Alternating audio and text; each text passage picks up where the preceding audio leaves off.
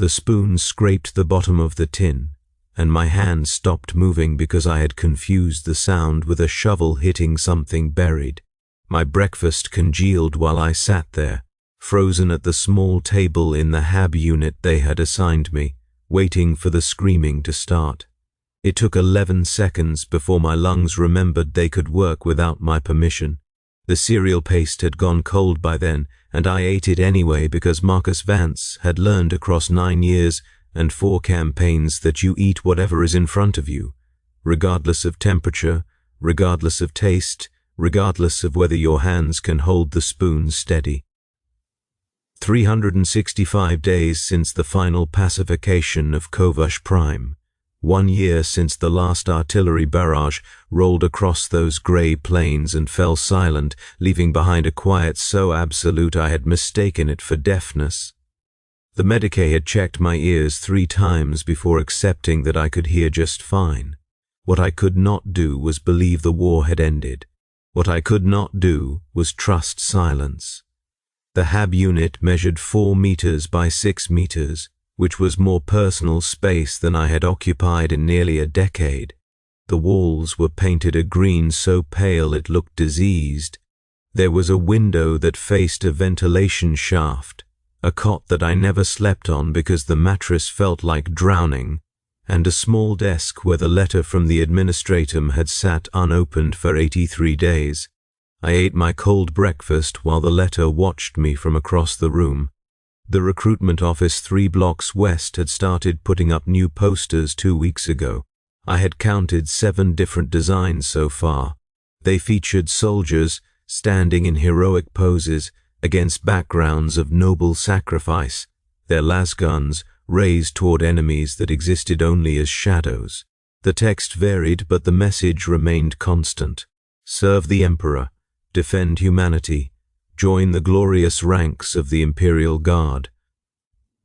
The soldiers in those posters looked nothing like the soldiers I had known. They were clean, their uniforms fit properly, their eyes contained something other than exhausted arithmetic. I had been a soldier who looked like those posters once, approximately 9 years and 400,000 corpses ago. I had believed the words once too. The recruitment officer on Delmar 4 had promised me 3 meals a day, a uniform, a purpose, and the honor of dying for something greater than myself. He had delivered on 3 out of 4 promises. The 4th had proven negotiable. The sounds of the hive city filtered through my single window.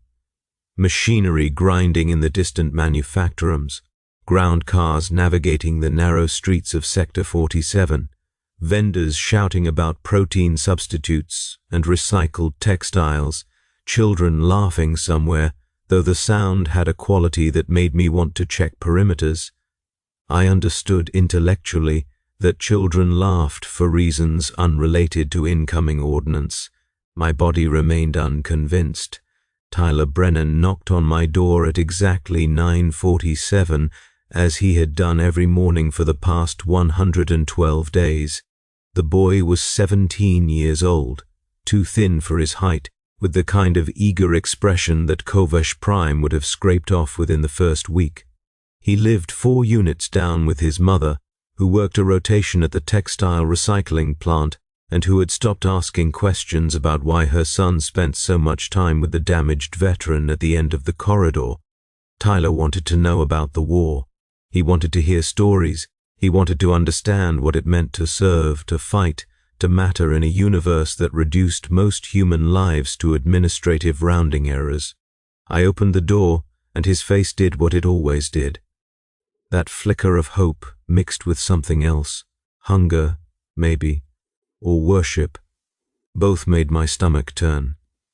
"Morning, Trooper Vance." Not a trooper anymore, I stepped aside to let him in because sending him away had not worked for one. 111 previous attempts, discharged, civilian. Just Marcus now. "You'll always be a trooper." He said it like it was a compliment. He did not understand that it was a diagnosis. Tyler sat in the single chair while I stood near the window, watching the ventilation shaft, because watching Tyler's face meant seeing a version of myself that had died somewhere between Groxhold and the Kovash system. The boy noticed the letter on the desk, as he had noticed it every morning since it arrived. "You still haven't opened it?" "No, don't you want to know what it says?" What I wanted was a list that grew shorter each day rather than longer. I wanted to sleep without the sensation of Corporal Tucker's blood drying on my face. I wanted to eat a meal without calculating how many days the calories would sustain me if supply lines collapsed. I wanted to stop mapping exit routes every time I entered a room, stop counting ammunition I no longer carried, stop listening for the distinctive whistle of incoming mortar fire that existed now only in the geography of my skull. The letter could contain many things: orders to report for a service review, notification of outstanding debts to the administratum, a summons to testify about what had happened to 3rd Platoon on the day the silence started. Or it could contain the document I feared most, the one that declared me fit for redeployment. "It's from the Munitorum," Tyler said, leaning closer to examine the official seal. "Maybe they're giving you a commendation, a medal for your service. They don't send medals in envelopes." "How do they send them?" "They don't." I turned away from the window because his reflection had started to overlap with Private Hastings, who had been 17 when a splinter round took the top of his head off. "Medals are for parades and propaganda posters. The rest of us get discharge papers and a HAB unit in Sector 47. Tyler absorbed this information with the solemn nod of someone who believed he was learning important truths. He was learning important truths.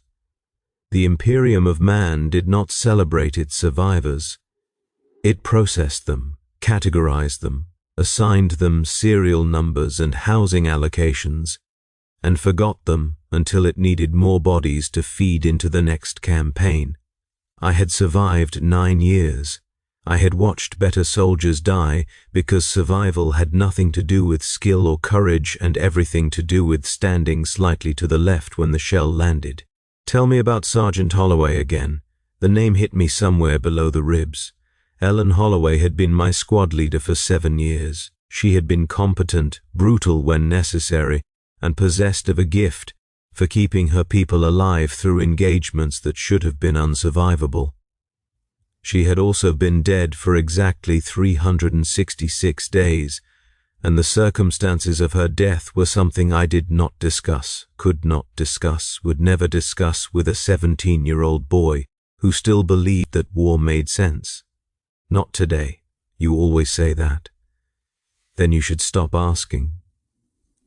Tyler's face did something complicated that might have been hurt or might have been stubbornness. At 17, those emotions looked similar. At 31, they had merged into something indistinguishable from exhaustion. "I'm going to enlist," he said. The words landed in the space between us like unexploded ordnance. I had been waiting for him to say them.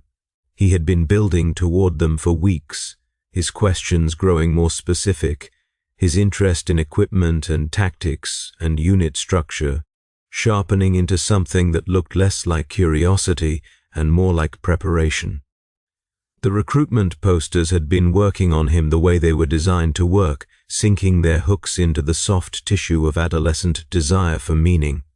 "No, you can't stop me. I'm almost 18. I'm not trying to stop you. I'm telling you the truth." "No, you don't want this. No, it won't be what you think. No, those posters are lies designed to fill quotas. No to all of it. You survived." I moved before I understood I was moving, crossing the small room to stand directly in front of him, close enough that he flinched back against the chair. My hands were shaking. They had started shaking on Kovash Prime during the final month and had not stopped since. "Look at me." My voice had dropped into the register that used to precede combat. "Look at my eyes, look at my hands, look at the fact that I cannot sleep in a bed because horizontal surfaces feel like being buried. I survived. Does this look like something you want? Tyler's expression had shifted from eagerness to something else. Fear, maybe, or the beginning of understanding. Both would serve the same purpose. You're scaring me. Good. I stepped back, giving him space to breathe. That fear is the first honest thing you felt about war. Hold on to it. Let it grow. Let it become a wall between you and those recruitment posters. Because the fear you feel right now, looking at a damaged man in a small room, is nothing compared to what waits on the other side of that enlistment form. He left without saying goodbye. I stood at the window and watched nothing and listened to the grinding of distant machinery and thought about Ellen Holloway. The letter sat on the desk. Day 83 of not opening it. By afternoon, the shaking had subsided enough that I could leave the HAB unit without risk of attracting attention. The streets of Sector 47 were crowded with shift workers moving between manufactorums, their faces carrying the particular blankness of people who had traded identity for survival. I understood them. I had been them once before the recruitment officer and his promises had offered what seemed like an escape. The Medicaid clinic occupied a converted warehouse near the sector boundary. The waiting room contained 34 chairs, 7 of which were occupied by people whose injuries ranged from industrial accidents to malnutrition symptoms. I signed my name on the intake form, received a number, and sat in the corner with my back against 2 walls and clear sight lines to both exits. Dr. Whitfield called me after 47 minutes. She was a thin woman with grey hair and the kind of efficient movements that suggested either military training or chronic overwork. Probably both. She had been assigned to my case after the Munitorum had declared me unfit for further service but insufficiently damaged to warrant actual treatment. This meant quarterly evaluations to confirm I had not died or become productive. Trooper Vance. She did not look up from her data slate. How are we feeling today? We are feeling like we would prefer to be addressed by our civilian name. Noted and ignored. She tapped something on the slate. Sleep quality, poor. Appetite, present but joyless. Tremors? I held out my hands. They shook. She observed this without expression. Have you experienced any flashbacks since our last session? Define flashback. Episodes in which you vividly relive past traumatic events as if they were occurring in the present. Then no episodes. This was technically true. What I experienced was not reliving. It was continuation. The war had not stopped just because the artillery had fallen silent. The war had simply relocated from Kovash Prime to the interior of my skull, where it continued without pause, without mercy, without any possibility of armistice. Dr. Whitfield made a note. The administratum has requested an update on your recovery status. The letter. Of course, they had sent the letter and then requested an update through official channels. The Munitorum never did anything through a single avenue when it could achieve the same result through redundant bureaucracy.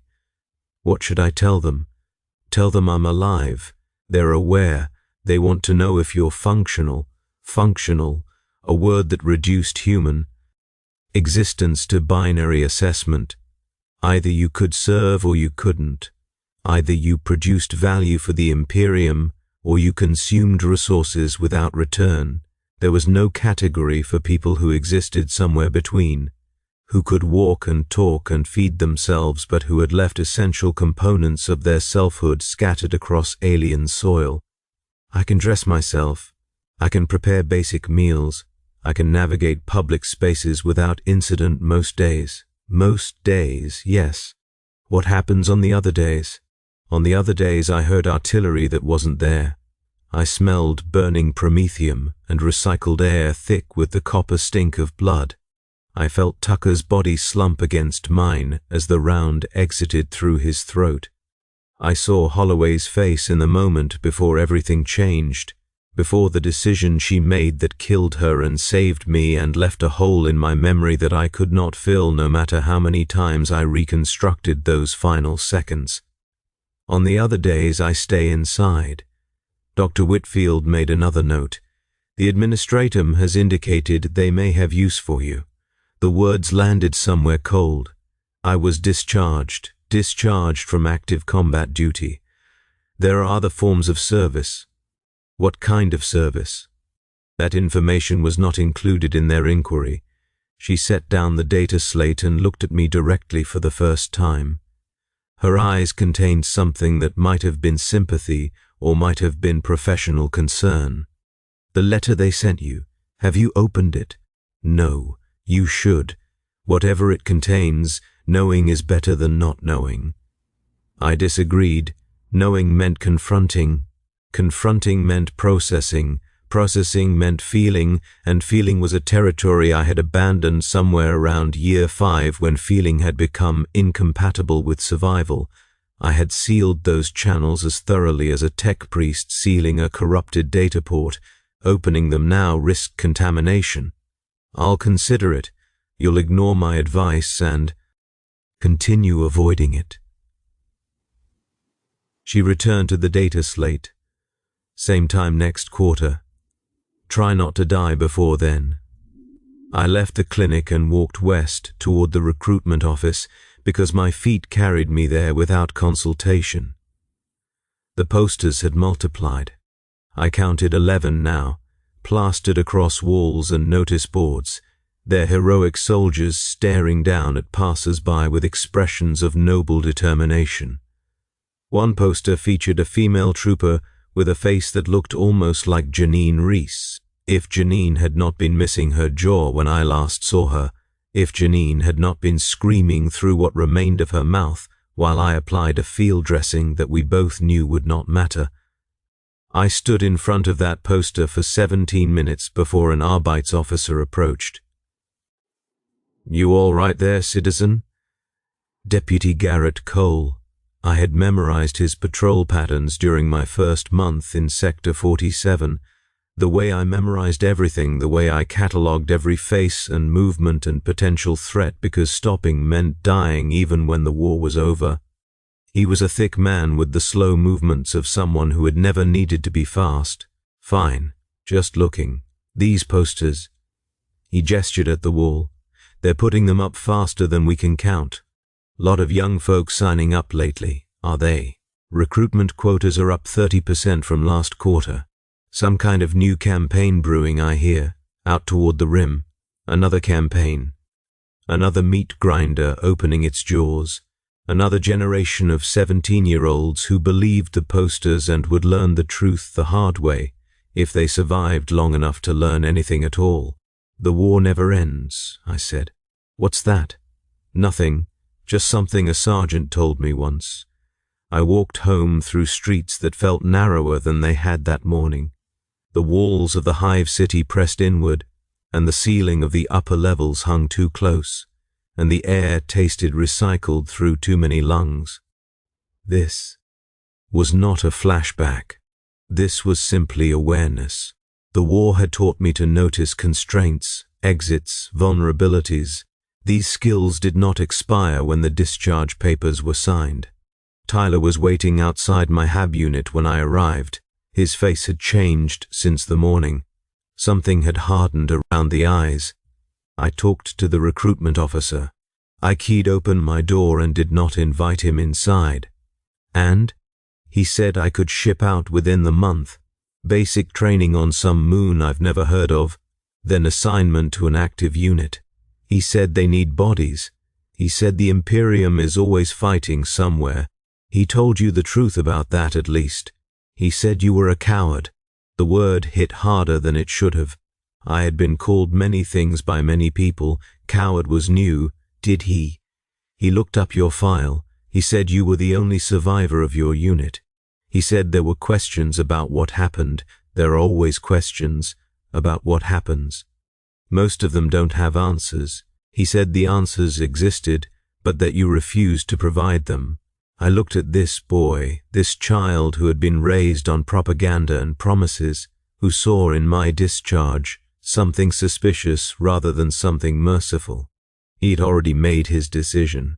I could see it in his posture, in the set of his jaw, in the way his hands kept flexing as if they already held a lasgun.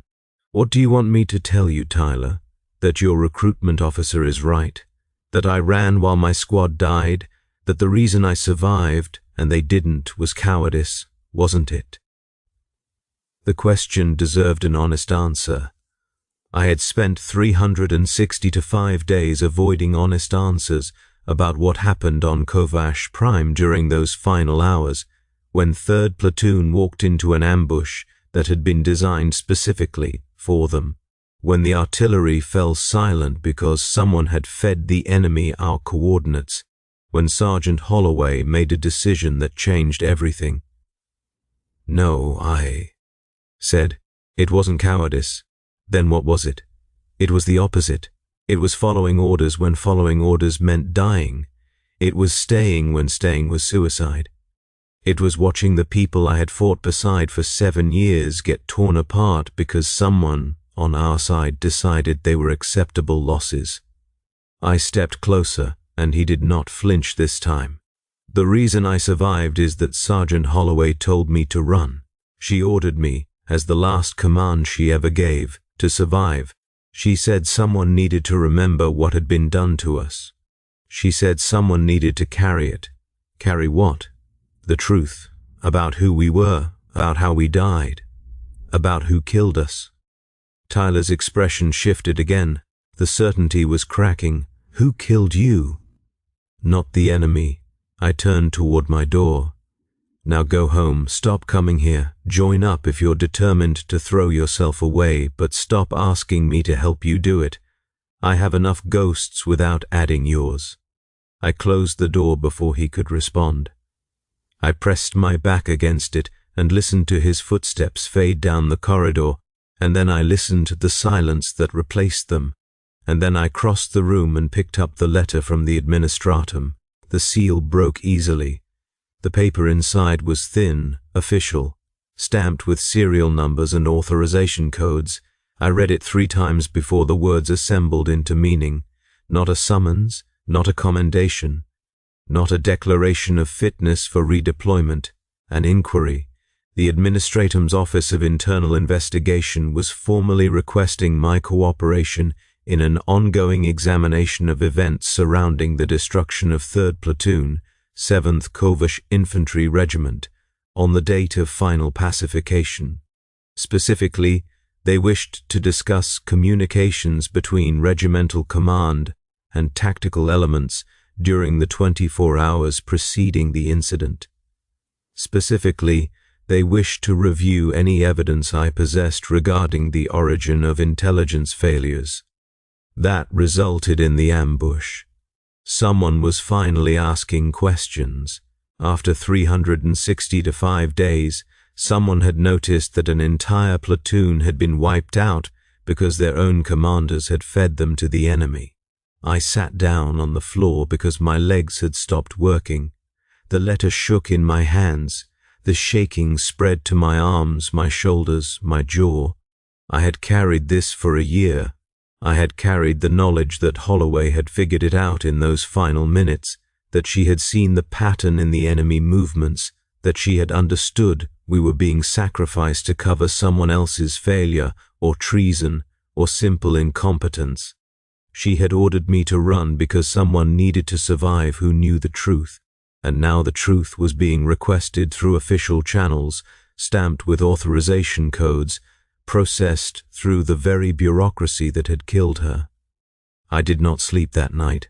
I sat against the wall with the letter in my lap, and I listened to the sounds of the hive city, and I remembered. The memories came in fragments.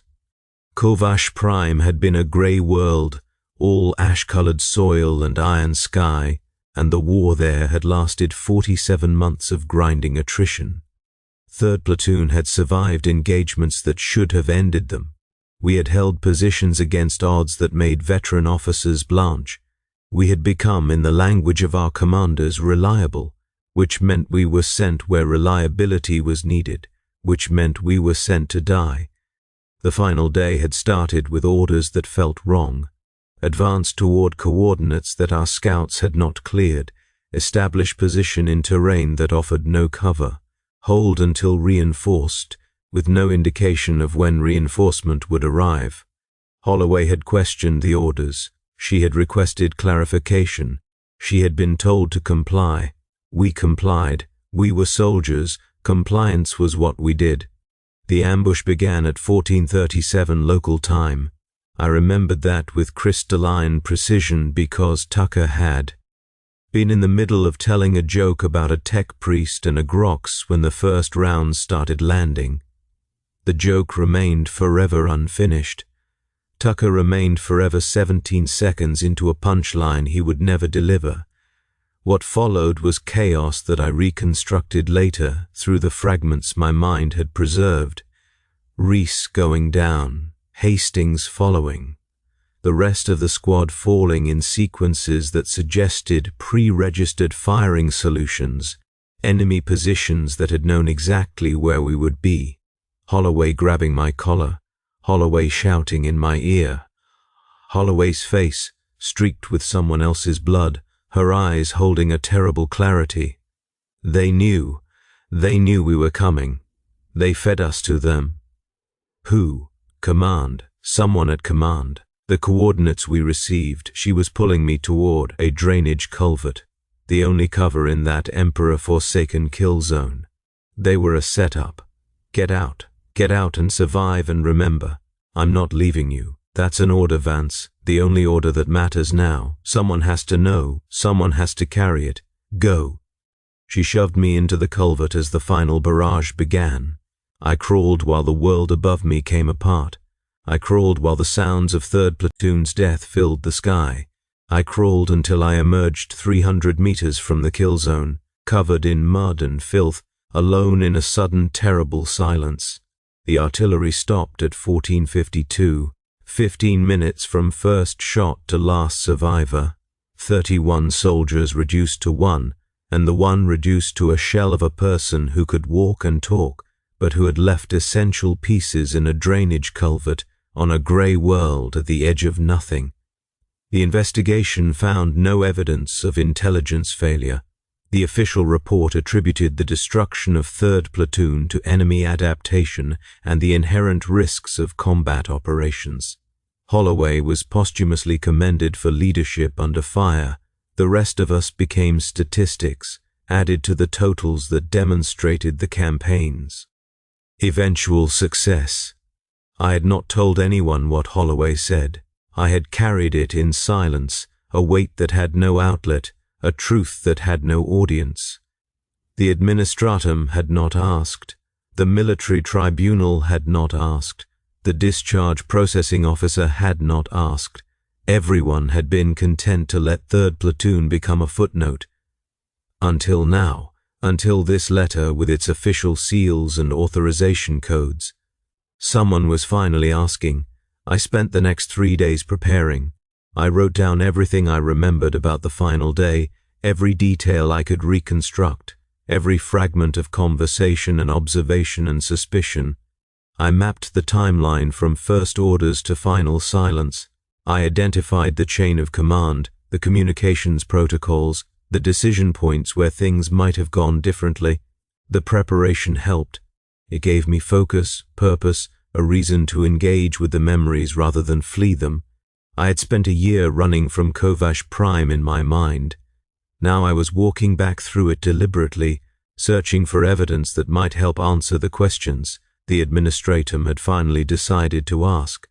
On the 4th day, Tyler knocked on my door again. He looked different. The eagerness had been replaced by something more complicated, and he was holding a data slate with the kind of care usually reserved for valuable objects. I found something. I let him in because curiosity had always been my weakness, even when it led nowhere good. Found what? After you told me what happened, about the coordinates, about how they knew, he set the data slate on my desk, next to the letter. I asked around. My uncle works in the administratum archives. Low level, just filing and retrieval, but he has access to certain records. What kind of records? Communications logs from the Kovash campaign, the ones that were supposed to be sealed after the official inquiry. My hands started shaking again. Those would be classified. They would be. But my uncle says, the seal was lifted 2 weeks ago. Someone with authority requested a comprehensive review of all communications from the final phase of operations. Tyler's face held something that looked almost like guilt. They've been looking at this for weeks. They found something. That's why they sent you the letter. What did they find? A transmission. From regimental command to enemy positions, encoded but not well enough. It contained coordinates matching 3rd Platoon's assigned position, sent 6 hours before you arrived there. The room tilted. I sat down on the cot I never used because my legs had failed again. Someone on our side told the enemy exactly where we would be. Yes. Who? The transmission originated from Colonel Marsh's command tent. But the encoding signature doesn't match his authorization codes. Someone else sent it using equipment from his station. Colonel Augustus Marsh had commanded the 7th Kovash Infantry for the final 18 months of the campaign. He had been promoted after the war ended, rewarded for his role in the successful pacification. He now served somewhere in the upper echelons of Guard Command, far from any accountability for 31 soldiers who had walked into a trap that someone had built specifically for them. Do they know who? Not yet. That's why they want to talk to you. You were there. You survived. They think you might have seen something that would help identify the real source. I thought about those final hours. I thought about the orders that felt wrong, about Holloway's questions, about the communications that had passed between our position and command throughout the day. I thought about voices on the Vox, commands received and acknowledged, the background noise of a war machine processing human lives into acceptable losses. And I remembered something, a detail so small I had forgotten it until this moment, buried beneath the weight of everything that followed, a voice on the Vox that did not match any of our regular communications officers. A voice that had confirmed our coordinates with a pause that lasted 1 second too long. A voice that had said acknowledged with a pronunciation that suggested hive world origins different from anyone in our known chain of command. I need to speak with whoever is running this investigation. Tyler nodded. I can arrange that. My uncle knows people. Why are you helping me? After everything I said to you, after I told you to stay away. His face did something complicated again, because I was wrong about you. About what you carried out of that war. He looked at the letter on the desk. My uncle told me what it costs to survive when everyone else dies. He served too 30 years ago. He said the hardest part isn't the dying, it's the living after. It's being the one who carries it. He sounds like a wise man. He drinks too much and doesn't sleep, and every year on the anniversary of his discharge, he locks himself in his room and doesn't come out for 3 days. Tyler's voice was steady. I asked him if I should still enlist, knowing what I know now. He said it was my choice to make. He said the only thing he would ask is that I make it with open eyes. And have you made your choice? Tyler was quiet for a long moment. I want to matter. I want my life to mean something. I thought the Guard was the only way to achieve that, but watching you, hearing what happened, I think maybe meaning comes from other places too, from carrying truth, from making sure people aren't forgotten. That's a hard path. Harder than dying in a kill zone because someone sold your coordinates to the enemy? Different kind of hard. The dying is over quickly, the carrying goes on forever. He left after arranging the meeting with his uncle's contacts. I sat in my hab unit, and I watched the light change through my ventilation shaft window, and I thought about what it would mean to finally tell someone what Holloway had told me in those final seconds. What it would mean to break the silence I had maintained for 365 days. The shaking had stopped. Something else had replaced it. A stillness that felt like resolution. The investigation began 3 days later. The administratum sent 2 officers to my hab unit. A man and a woman in grey uniforms with expressions that suggested professional interest rather than personal investment. They set up recording equipment. They asked me to start from the beginning. I talked for 7 hours. I told them about the orders, the terrain, the feeling of wrongness that Holloway had expressed and that command had dismissed. I told them about the ambush, the coordinates, the precision of enemy fire that suggested foreknowledge. I told them about the voice on the Vox, the one that didn't match, the one that had confirmed our position with a pause that now seemed significant. The woman, whose name was Investigator Moran, made notes throughout. Her face gave nothing away. But when I described the voice, she exchanged a look with her partner that suggested recognition. "Can you describe the accent more specifically?" I closed my eyes and reached back through a year of deliberate forgetting. The voice had been male-controlled, speaking with the clipped efficiency of someone trained in communications protocols. But underneath the efficiency there had been a regional marker, a way of shaping certain consonants that suggested origin worlds I recognized from my own childhood. "Delmar Patton," I said. The way he pronounced acknowledged. The vowel sounds. "Someone raised in the upper hive sectors of Delmar 4th, you're certain? I grew up there. I know the accent." Investigator Moran made another note. There was a communications officer attached to Colonel Marsh's command staff during the final phase of Kovash operations. Lieutenant Preston Webb, Delmar born, transferred out 3 days after the incident with 3rd Platoon, currently serving as a logistics coordinator in the Segmentum Pacificus. You think he was the source. We think he transmitted the coordinates. Whether he was the source or simply a conduit for someone else remains under investigation. She paused. Lieutenant Webb has been brought in for questioning. He has denied involvement, but your testimony regarding the voice pattern provides corroborating evidence for the technical analysis we've already conducted. What happens now?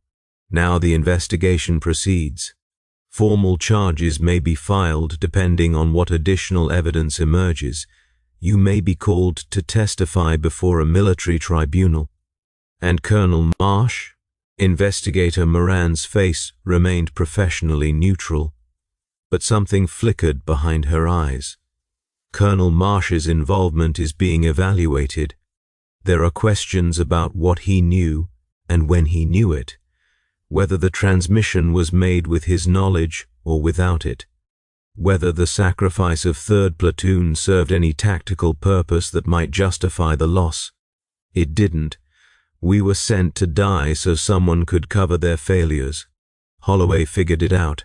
That's why she ordered me to survive, so someone would know. And now someone knows. Moran stood, gathering her equipment. "Thank you for your cooperation, Mr. Vance. We'll be in contact." They left, and I stood in my empty hab unit, and I felt something I had not felt in 365 days. Not peace. Peace was a luxury the universe did not offer to people who had done what I had done, seen what I had seen. But something adjacent to peace. A sense that the weight I carried had been acknowledged, that the truth Holloway had entrusted to me had found a destination. Tyler came by that evening. He had decided not to enlist. Instead, he had applied for a position in the Administratum Archives where his uncle could help him learn the work of record-keeping and investigation. It wasn't glamorous. It wouldn't make him a hero in the poster sense, but it was something. "Someone has to remember," he said. "Someone has to make sure the stories get told." I gave him my squad's names, all 31 of them. I spelled them out and he wrote them down, and I told him what I remembered about each one, the details that official reports would never capture. Tucker's unfinished joke, Reese's steady hands under fire, Hastings' 17 years of life reduced to a round that took the wrong trajectory. And Holloway, Ellen Holloway, who saw the trap closing and chose to spring someone out of it before it snapped shut. "She sounds incredible," Tyler said. She was. She deserved better than what she got. Maybe this investigation will give her that. Maybe they'll clear her name, acknowledge what she figured out. Maybe. I looked out the window at the ventilation shaft that had become my only view of the world. Or maybe the investigation will disappear into the bureaucratic void and nothing will change. That happens too. Stories get buried, truth gets filed away in archives that nobody reads. Then I'll read them. I'll make sure someone does. He left with 31 names written on a data slate. I watched him go, this boy who had come to me looking for war stories and had found something else instead, something heavier, something that might matter more in the long run than any poster or propaganda could promise. The following weeks brought developments I had not anticipated. Lieutenant Preston Webb confessed under questioning. He had been paid, he said, paid by representatives of a trading consortium that had interests in Kovash Prime's mineral deposits, interests that would have been disrupted by a prolonged military presence.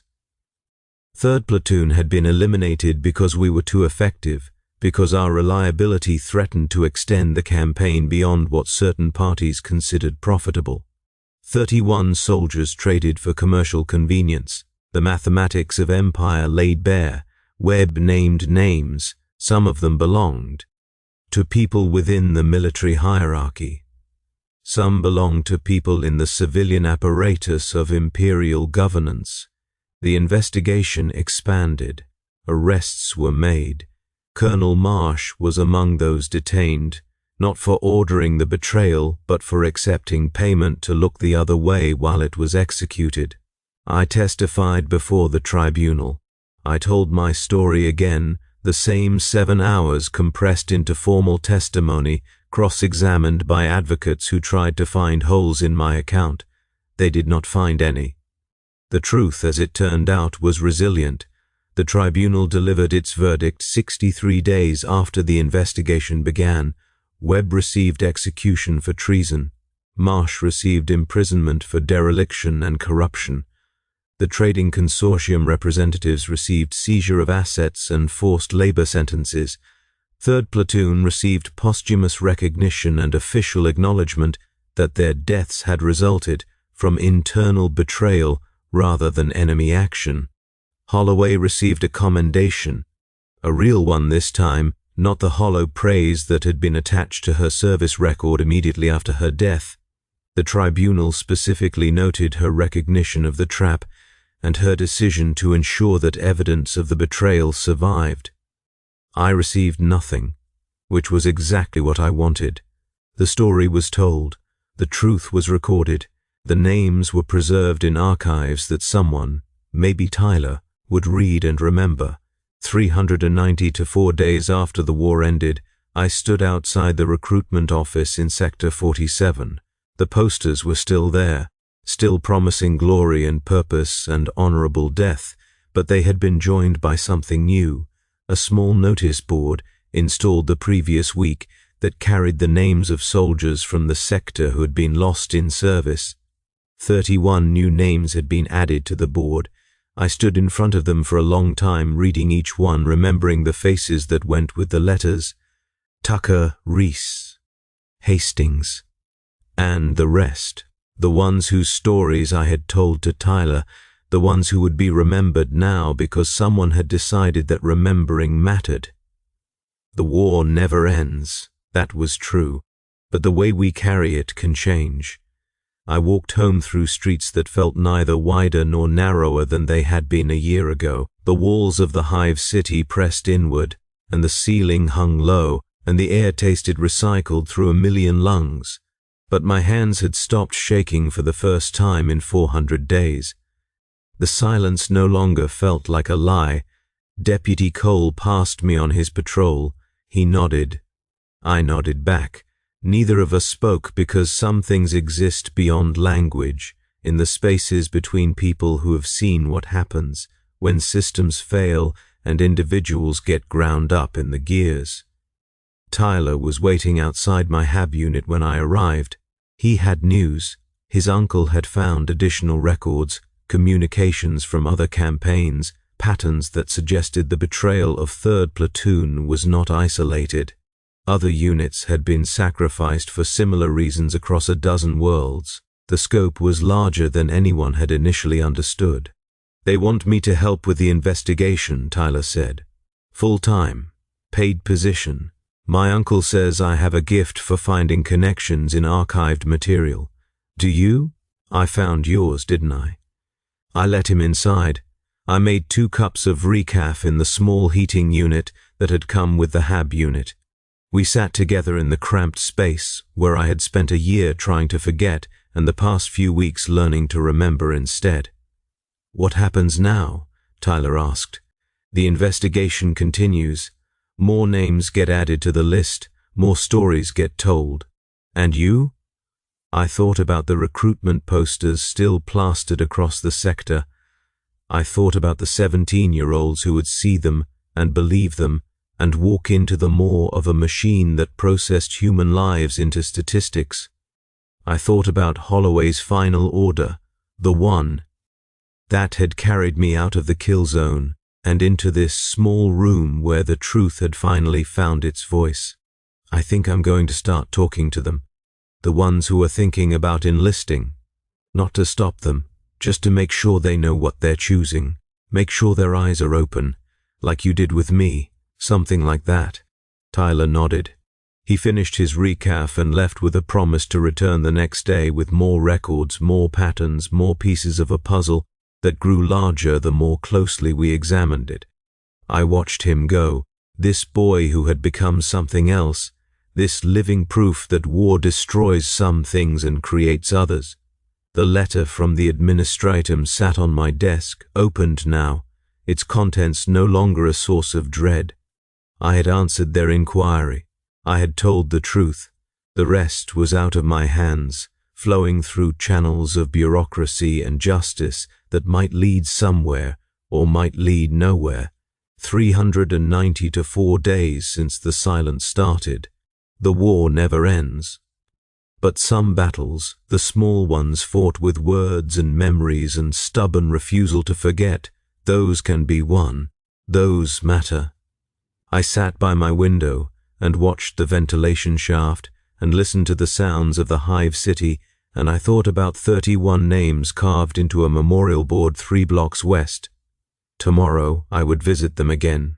Tomorrow I would stand in front of those posters and wait for the young ones to come with their eager faces and their hunger for meaning. Tomorrow I would tell them about Kovash Prime, about what happens when reliability becomes liability, about the price of survival and the cost of truth. Tomorrow I would carry it forward, because someone has to, because that was the order, because Sergeant Ellen Holloway chose, in her final moments, to make sure that what happened to 3rd Platoon would not disappear into bureaucratic silence. The war never ends, but the carrying changes everything.